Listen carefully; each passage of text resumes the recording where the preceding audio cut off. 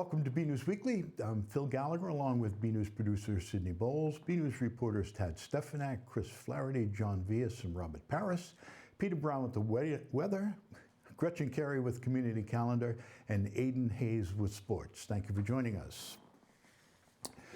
Some government boards in Burlington are reconsidering their policies for public participation after an opinion from Massachusetts' highest court. The Supreme Judicial Court in March ruled residents have a right to be rude at public meetings. The ruling originated from a lawsuit brought by a Southborough woman who claimed that the town's select board silenced her unconstitutionally under a civility policy. Under the new ruling, boards can still enforce rules about the number of minutes each person can speak, but it can't engage in what the court called viewpoint discrimination by silencing citizens. Here in Burlington, in part because of the ruling, the Planning Board on March 16th stopped offering citizens time altogether. In an email, Select Board Chair Mike Runyon told BNews he's discussing the matter with the town's lawyer and figuring out how to proceed. And the Board of Health is creating a subcommittee to consider rules about how long a person may speak during citizens' time. Here's Board of Health Chair Ed Weiner. We should have a time limit, just in case. Time limit per person or time limit overall? Per person. So if somebody comes on and wants to talk about something and they go off a crazy tangent, you got to give them 5 minutes. Because otherwise they're hogging all of the citizens' time. They could go on for hours. While most boards are required to offer public participation on special agenda items, specific agenda items, boards are not required to offer a specific citizens' time, an open comment period in which anyone can speak on any topic. No matter how citizens' time rules change, residents can still raise concerns with relevant boards and committees by asking to have an item put on the agenda. The Conservation Commission is seeking support for a grant application that would help it create a comprehensive sustainability roadmap for Burlington. The plan would help guide the town's decision-making when it comes to energy conservation and natural resource management. Burlington Assistant Conservation Administrator Eileen Coleman told the Planning Board the roadmap would be a proactive approach to something that is likely to become mandatory in the future.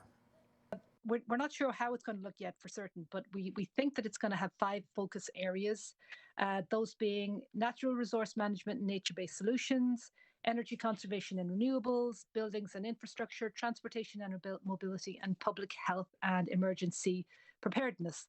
And of course, as with so many projects that we do, it would have a huge component of public participation, because it's between staff and boards and the townspeople to decide how the plan would look and what the goals would be. Coleman is hoping the town will apply for a municipal vulnerability preparedness grant to support the development of the sustainability plan.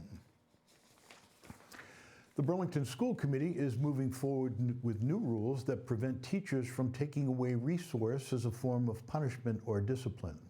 Recess, not resource. The rule change came at the request of the Special Education Parent Advisory Council. CPAC member Kathy Cashman said the kids who might have behavioral issues that get them punished are the kids who need recess the most. Let's look. The kids that need to move the most, like they need recess, and those are the kids that might have behaviors or reasons to miss recess, and missing recess is just what many students, in fact all students need, but especially students that, might struggle with being contained in the classroom or having to stay back or feeling punished for not having access to be able to move their bodies. 18 Burlington residents conquered the Boston Marathon this Monday. Thomas Lingard was the fastest Burlingtonian, completing the course in a remarkable 2 hours and 37 minutes, finishing in 456th place. In a field of almost 30,000, that's no small feat. In the 40 to 44 age group, Paul Mackey had the best time in Burlington, coming in 10,058th in that group. Ryan Fine led the 45 to 59 crowd with a 21,740th place finish. And in the 55 to 59 category, Andy Merlino finished his 19th Boston Marathon with a time of 3 hours, 53 minutes, earning him 18,053rd place. Merlino told BNews, quote, "I'm always amazed at the large number of fans who don't know anyone running but cheer us on from Hopkinton to Boston in poor spectator conditions. Their endless support carries us along the whole course." The Burlington Police Department conducted a reverse sting operation early this month to target prostitution customers. Beginning April 12, a female officer posted ads on websites known for advertising sex for a fee. Individuals who responded to the ads and appeared in person at a local hotel were arrested. In total, 7 people were charged with sexual conduct for a fee. Bring Me to Burlington, the Conservation Department, and the group Burlington Beautiful, Keep Burlington Beautiful, are encouraging residents to do their part to keep their community clean. It's the Beautify Burlington Mass Initiative running this month in honor of Earth Day. BNews reporter Chris Flaherty has more. This month, residents are encouraged to help keep their community clean in honor of Earth Day through the Beautify Burlington project. The project is a combined effort of Bring Me to Burlington, the Conservation Department, and the group Keep Burlington Beautiful. The idea came about as a result of seeing other towns and cities doing Beautify events and programs, and I thought, why not Burlington? Between the three of us, we decided on a townwide cleanup, a neighborhood cleanup, and reach out to everybody. And Rachel produced all of the social media for us like she was a star with that. If people want to get involved, it's really just getting out there and picking up trash wherever they are. If they would like free supplies, they can stop by Burlington Conservation. If they have their own supplies, they can just go out and about in their day. We do want you to be careful when you're out there, so don't, go into any streams or, be careful. If there's something sharp and you don't want to pick it up, just leave it there. We just want you to be safe as well as for the neighborhood to be clean. Project organizers are hopeful the project will inspire residents to do their part in preserving the natural beauty of their community, not just on Earth Day, but every day. I'd like people to just have an awareness of what's in their neighborhood, get out and about. It's going to be a beautiful spring. Get into your yards, get into nature, but also see how easily trash accumulates. Feeling good about their area that they live in, if they're out for a walk with their family or friends, just picking up and feeling better about the community. We're doing this initiative for the month of April in honor of Earth Day, but it's really a year-round thing. Just trying to help the Burlington Parks and Rec and DPW keeping our town beautiful. Residents can share progress from their cleanups by emailing photos to conservation or using the hashtag BeautifyBurlingtonMA on social media. Until next time, this is Chris Flaherty for BNews Weekly. Girl Scout cookie season is the best time of year for cookie lovers, but it's also a time of challenge, growth, and opportunity for the Girl Scouts themselves. BNews producer Sydney Bowles spoke with 2 local Girl Scouts who each hit the ambitious milestone of selling 500 boxes of cookies. Let's look. The average Girl Scout in eastern Massachusetts sold 151 boxes of cookies, so hitting 500 sales is a big accomplishment. So how did the milestone feel? Feels really good. It's just really difficult to sell 500 cookies. There are a lot of scouts in town. I think there's something like 170 scouts just in Burlington. And our town is just not that big. And so, for an individual girl to sell 500 packages of cookies, it's just really hard. It takes a lot of work. What's your secret? How'd you do it? I used all my neighbors and my mom, so no matter where I get, all my family helps me. How did you make it happen? Modern technology.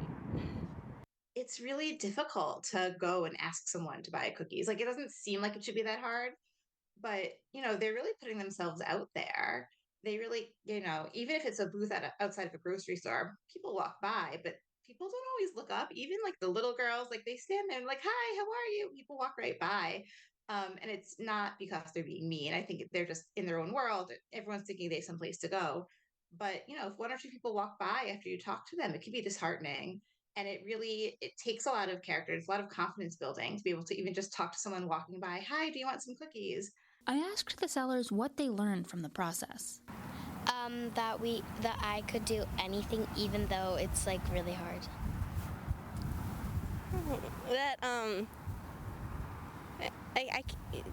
You can convince people to do a lot of stuff. It's kind of scary how much you can convince people to do things. For BNews, I'm Sydney Bowles.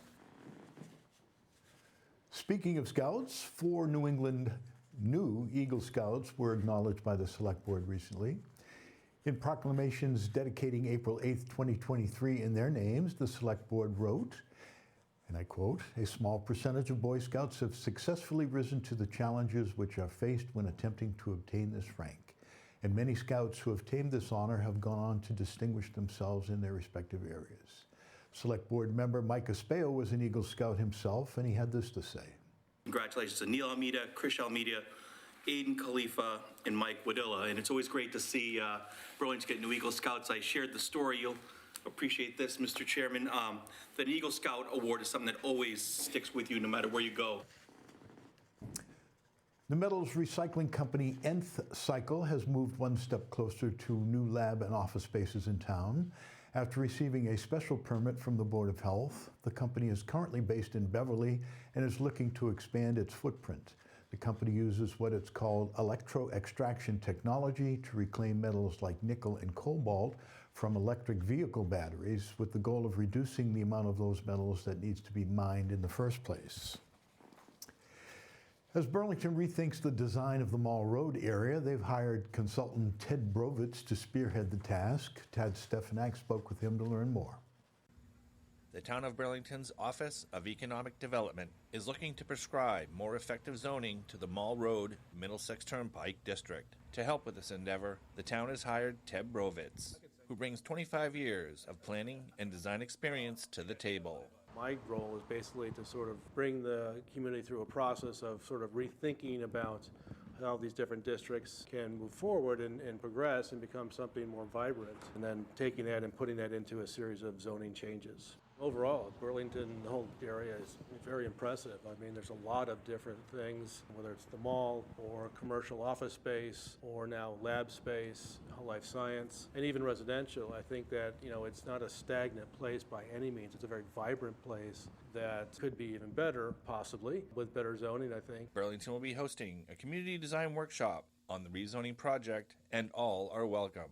Vet the different ideas, really understand the different properties, get a good sense from the community through this design workshop we're having next month. What are your priorities? What are you envisioning for the future for this area, whether it's the combination of uses, open spaces, streetscapes? How do we make it more pedestrian-oriented and lively, put together an overall vision, and then translate that into zoning? Ted Brovitz is holding office hours monthly at Burlington Town Hall. Reach out with your questions and concerns. You've got a process now where you've got the planned development districts and you've got the conventional zoning.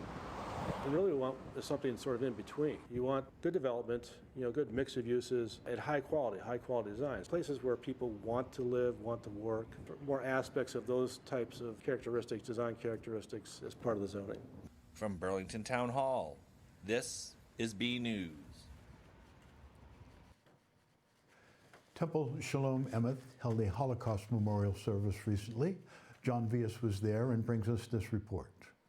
Temple Shalom Emeth hosted an interfaith memorial service on Friday, April 14th, in memory of the millions of people who lost their lives to the Holocaust, and to remind community members that such horrors that have occurred in our world's history must never be forgotten. Lithuanian native Henya Lewin paid a visit to the temple that night as a guest speaker, and shared the story of how she survived the Holocaust as a young child. I have discovered not just children don't know anything about World War II and are not even familiar with the word Holocaust, but some of the older people who lived through it have somehow not really absorbed the seriousness of it. Every single Holocaust survivor who I've ever spoken to literally cheated death numerous times. It's a miracle that she is here with us today, as well as many of those others who survived the horrors of the Holocaust. When the war was over, she reunited with her biological parents and lived in a displaced persons camp in Germany, eventually immigrating to Israel, where she attended grade school. After earning her degrees in psychology and education, she spent her career teaching the languages of Hebrew and Yiddish. But during that time, she realized how a memory of such tragic events in our history can fade away as time progresses. I've spent the rest of all those years teaching Hebrew, teaching Yiddish, and not talking about the Holocaust at all. But I realized that it's important because people are saying that the Holocaust never happened. They were demonstrating in front of the Holocaust Museum in Washington. They wouldn't go inside and see some of the evidence. They just demonstrated outside and said this is all a hoax and all these Jews never got killed. This is all a made-up story. And we hear more and more of that now. Henya Lewin is now a frequent speaker at schools and other institutions. As more Holocaust survivors are no longer with us to tell their stories, her mission is to make sure the stories and memories stay alive, passed down to future generations to come, and to ensure that such horrors are never to be repeated. It's not enough to just remember. That is important, right? But you need to be an activist for good and to speak up so that evil will not raise its head again, because that seems to happen too often in Jewish history. From Temple Shalom Emeth, this is John Vias for BNEWS.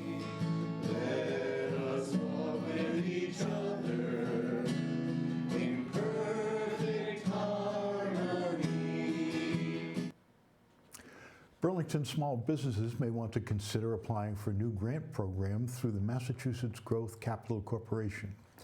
The Inclusive Recovery Grant Program will provide up to $75 million in funding and grants up to $75,000 for businesses owned by women, veterans, immigrants, people with disabilities, or those in the LGBTQ community. The funds will be administered by the MGCC and were appropriated through the Commonwealth's 2023 Economic Development Bill.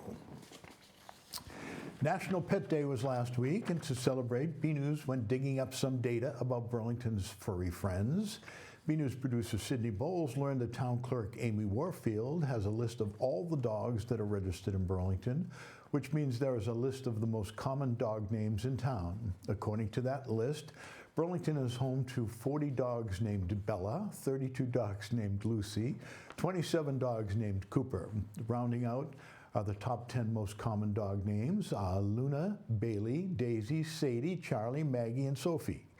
That name puts Burlington in line with national trends. According to Rover.com, the most common names for boy dogs are Max, Charlie, and Cooper, and the most common names for girl dogs are Luna, Bella, and Daisy. The town clerk's data does not show Burlington's most creative dog names, so our intrepid producer put out the call. We got a couple of responses. Diana Frederica sent us a photo of her dog Ripley. Diana says Ripley might not be a weird name, but it is unusual. As to where the name came from, Diana says, before you say Ripley's Believe It or Not, she actually is named for Ellen Ripley from the movie, the terrifying movie Alien. And a viewer named Kate Bozio sent us this picture of her dog Dasani. Kate says he is named after the bottled water. He is a 12-year-old mini dachshund. He has two siblings, also dachshunds, named Rory, Rachel Berry, and Mr. Feeney. We're still collecting the best and most unusual pet names in town, so send them in to us at bcat@bcattv.org, and you may see them in the upcoming project. It's looking mighty rainy next week. I hope not on golf days. BNews meteorologist Peter Brown has the weather forecast. And stay tuned for your community calendar with Gretchen Carey.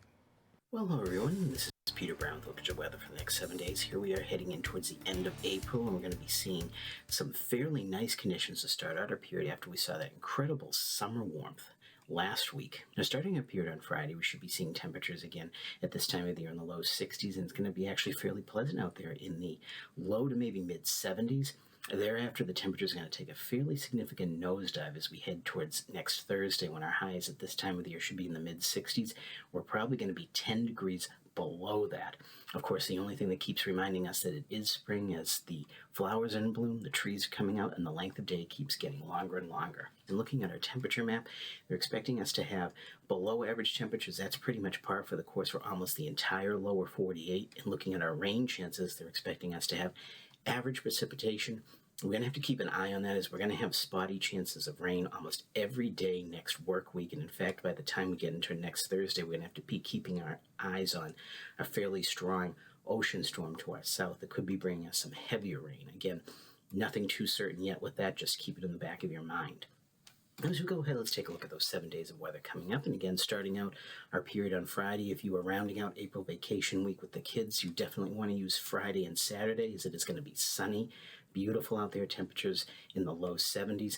Thereafter those, we get into Sunday, the temperature is going to go way down to the upper 50s to around 60, with the chance of light rain all day. Now, the sun does return to us as we head in towards next work week, but again, we're going to see that chance of spotty showers almost every day, and our temperatures keep cooling down only into the low to mid-50s by Thursday. And also bear in mind, we're going to be watching that ocean storm as we get towards next Thursday, which could throw us some heavier rain in here. But all in all, we are going to see that really cool flow coming in off of the ocean from the east. So bear in mind, you're going to have to keep those umbrellas nearby and definitely those warm coats. So everyone, get out there, enjoy the weather, and have a great week.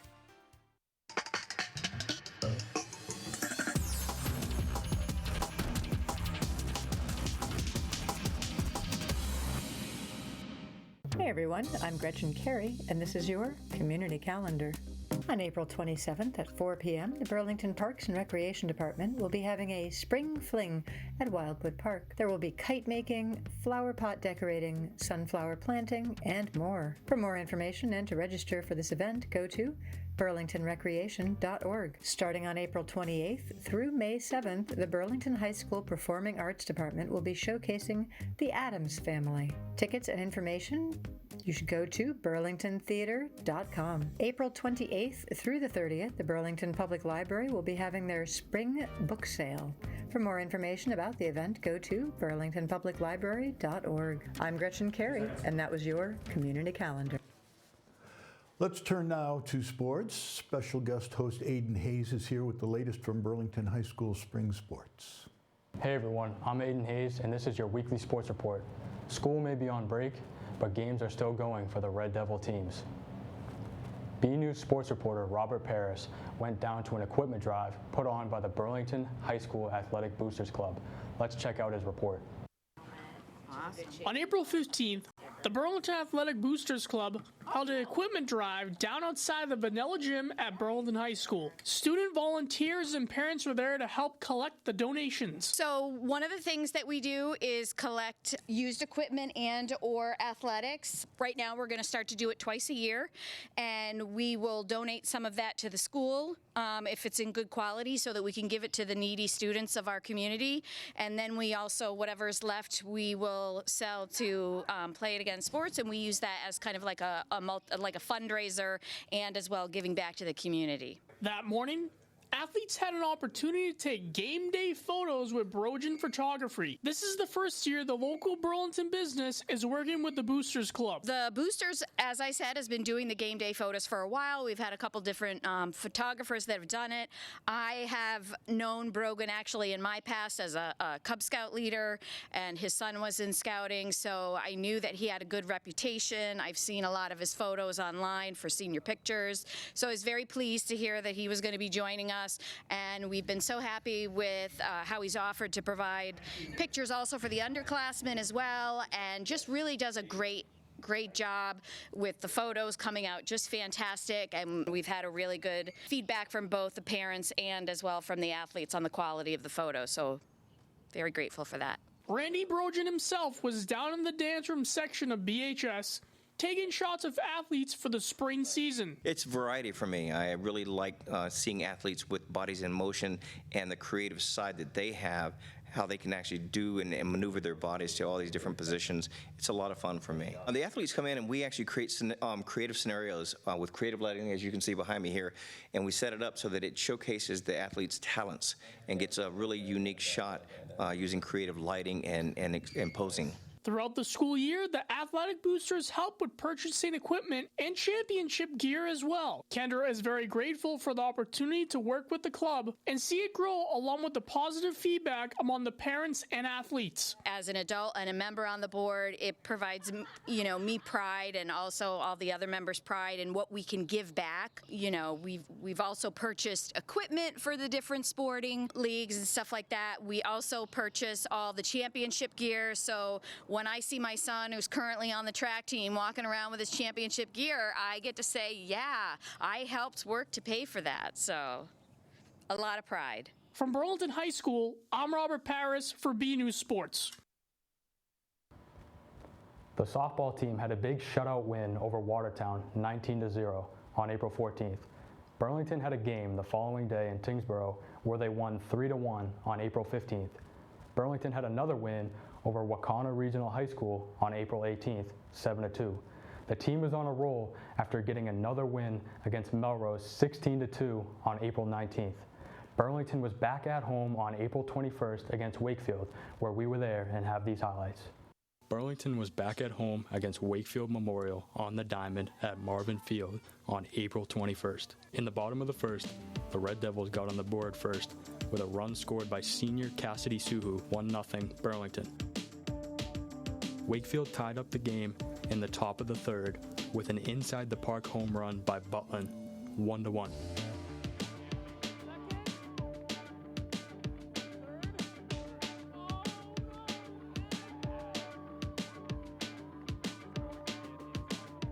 The Red Devils took the lead in the bottom of the third with a run scored by sophomore Alyssa Matarazzo, 2-1 Burlington.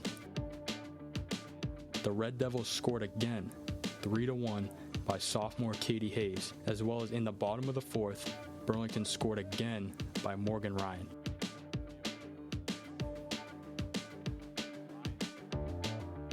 The score stayed the same until the top of the sixth, when Butland of Wakefield scored on a passed ball, 4-2 Devils. Burlington wrapped up the game in the bottom of the sixth with a score made by Suhu and sophomore Morgan Ryan.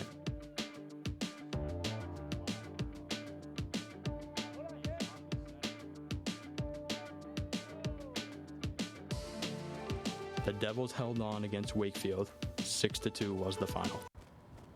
Nice job to the Lady Devils, who are currently undefeated at 8-0. Burlington's unified basketball team is 1-0 after the 34-23 win over Lexington on April 12th. The Red Devils will continue the season against Reading Memorial High School on May 3rd. The track teams had their second meet of the season on April 15th against Watertown. Both teams had dominated performances, with the girls winning 118-11 and the boys 128-7. The girls are now 1-1 and the boys are 2-0. Congrats on the Red Devils win. You can check out the full results at bcattv.org/sports. Boys volleyball competed in Medford on April 14th, where the Devils lost by a point of 2-3. The team will return to the court on April 25th at Woburn Memorial High School. Burlington is now 2-3.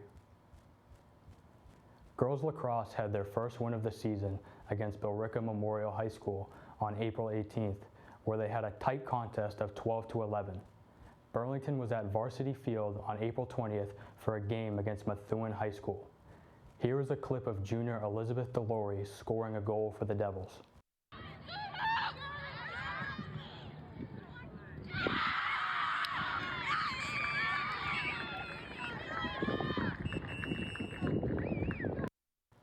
Nice job, Elizabeth. The team is now 2-3 after the 18-11 win over Methuen. Boys lacrosse had a win over Lexington High School 15-7 on April 12th. Burlington was at Dracut High School against Westford Academy, where they lost by 4 in the 6-10 defeat on April 18th.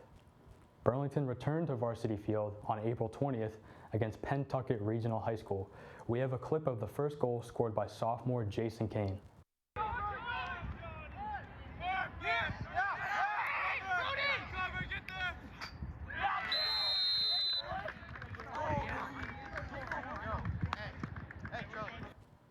The Devils moved to 3-3 after the 12-10 win over Pentucket Regional. Boys baseball had a 10-5 win over Watertown on April 14th. Melrose High School visited the Francis Wyman baseball field on April 19th, where the Devils secured another win of 7-3. Burlington is now 3-3. Girls tennis had a blowout win over Watertown, 4-1 on April 12th. Burlington will have another meet on April 26th at Wilmington High School. Boys tennis had a shutout win over Watertown High School on April 12th, 5-0 at Rahanis Park. Burlington will return to action on April 24th at the Dobbins Tennis Courts in Wakefield. Both teams are 3-3 this season. For more Red Devil action, go to bcat.org/sports and check out our Twitter page at BNewsSports. That's all for now. I'm Aiden Hayes. Back to you guys in the studio. We always like to leave you with a photo shared by a member of the community. This week's picture comes from Mary Leach at the Marion Road Conservation Area. Mary says this is her favorite tree, and she's named it Old Shaggy. I can see why. Thanks for the photo, Mary. We'd like to see your photos featured on BNews. Send them our way at bcat@bcattv.org with the subject line Photo of the Week. And one last thing before we go, something eerie is coming to Burlington. It's the high school musical Addams Family School Edition. The musical opens April 28th and runs through May 7th, so get your tickets now. You can find out more and find a link to get your ticket at bcattv.org/events. And that's it from the news desk here at BNews Weekly. I'm Phil Gallagher, along with Sydney Bowles, John Vias, Chris Flaherty, Tad Stefanak, Robert Paris, Peter Brown, Aiden Hayes, and Gretchen Carey. Again, our director today was Chris Flaherty. Thank you for joining us.